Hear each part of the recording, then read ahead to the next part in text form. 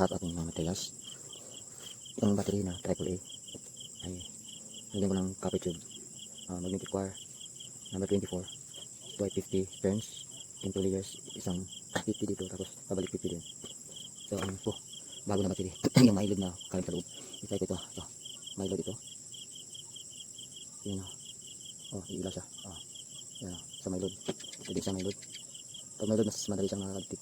Yan ito ay bago, full size pa ito. So next, so alam niyo na kung paano ito gawin. So unang gumawa pa nito, pagkatapos na ito, tapos na. So ating bearing, hanapin nyo yung mga Sweden na brand ng bearing. Sweden, Japan, original. Mas smooth siya. Hindi siya parang may nagbabahan sa loob ng iba. So gagawin natin bolt. Ang sukat nito is 3/4 by 216. Yan siya, 8 yan. EWS as AWS type. Yan siya. Kailangan natin. So bakit dalawa? No? Bakit dalawa? Ito yung pang balance. Ang isa, ito yung pang pindulong. Yan siya. Medyo matagalan lang, dalawa. Lipat-lipat mo. Dalawa para di masira yung lighter. Kasi iinit yung lighter. Yan. Ito naman isa.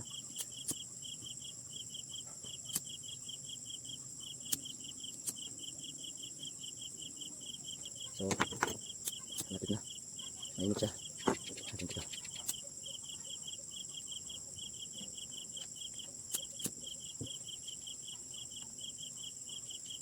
Okay. Mas pa.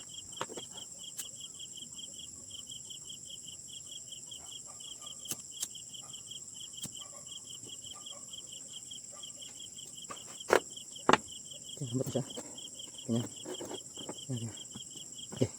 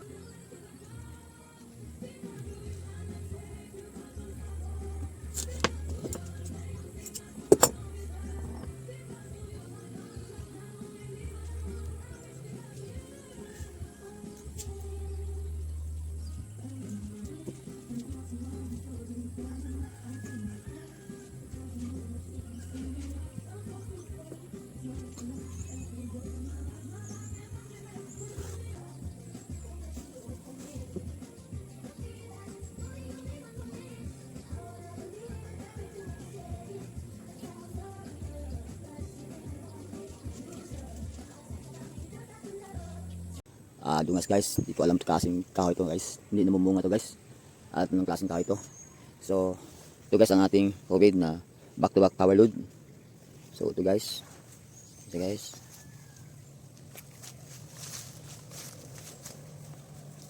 itry natin dito. Ito talaga ang mayroong deposit ito guys. Kita ko naman sa inyo ulit guys, no? So ito siya matagal na panahon dito. Ito ay copper bronze na masyadong matigas guys, no? Para siyang asiro. So ang dulo nito is agos dito sa may puno guys, so tumuturo doon sa may kawayan banda. Yan. Tumuturo sa kawayan yan dito doon banda guys. So ito siya guys, no. Ang ating tingnan mo dalawang ano. So dalawang puno, dalawang item, maliit at malaki. Ganyan ang pagbasa nito guys. So sila ay tinuturo guys dito banda. Yung isang item dito banda sa ilalim. Yan, makabaon. Pero malalim guys. Sobra ng 10 feet ito. So ito din guys yung naka ano na copper rod na tumatagos doon sa may dulo. Sa may doon sa lawas guys. So ito doon guys. So ito talaga guys is may treasure sa ilalim. Doon dito banda sa may puno. Ito guys, tingnan natin kung saan sa matuturo guys. Yun lang. Ayan. Doon talaga guys. Doon sa may puno guys. Ayan siya. Ito naman sa kabila. Right side tayo guys. Natin kung tuturo siya doon. Pagkatsamba lang. Ayan guys. Tuturo tayo doon guys. Ayan. So ulit. Pagkatsamba lang. Doon talaga siya guys. So kung ating sundan guys ang ano nito guys. Ayan siya guys. Ayan guys. Punta siya doon guys. Punta siya sa puno guys. Iikot yun guys pag masintro. Pag masintro guys, iikot siya. Ayan na guys. Pag masintro guys, lapit na. Ayan na guys. Iikot na siya guys. Okay. Yan ay normal na. Iikot talaga siya guys. Kahit hindi mo siya galawin guys. Ayan guys. Tapos ang ikot niya guys. Target sa may, doon sa may bandang puno guys. So ayan siya.